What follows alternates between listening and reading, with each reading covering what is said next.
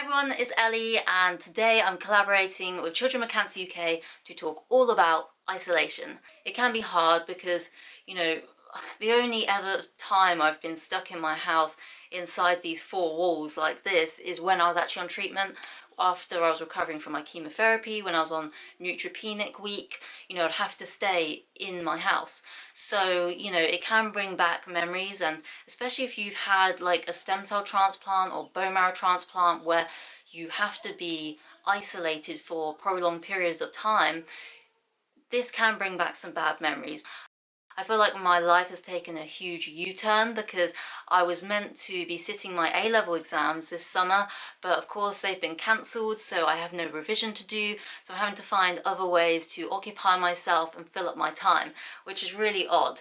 And, other things have changed, like, I was meant to have a hospital appointment last week with the endocrinologist, but that had to be done over the phone instead. I was really thankful I still got to have the consultation, but on the phone.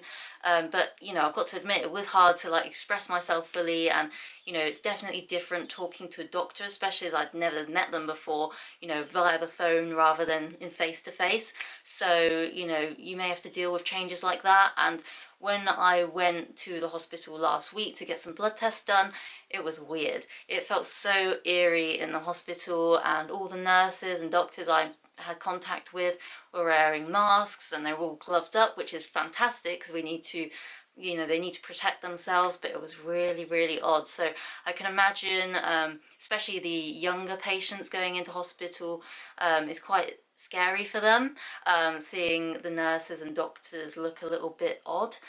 So I know I've been talking a lot about, how this affects young people and children on treatment, but, this equally affects young people and children who are off treatment now. Like, I've been off of treatment for 3 years now, and, whilst I'm sure my immunity is back to normal now, it does give me extra anxieties because obviously having been on such a intense regime of treatment, I wonder, if I did get coronavirus, would my body be able to fight it as well as a normal, healthy 18-year-old?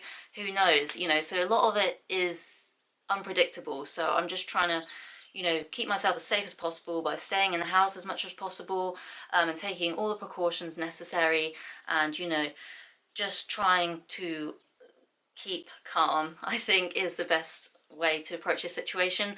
So that's all from me. Just everyone keep safe, stay in your homes, and yeah, let's hope that this situation blows over quickly.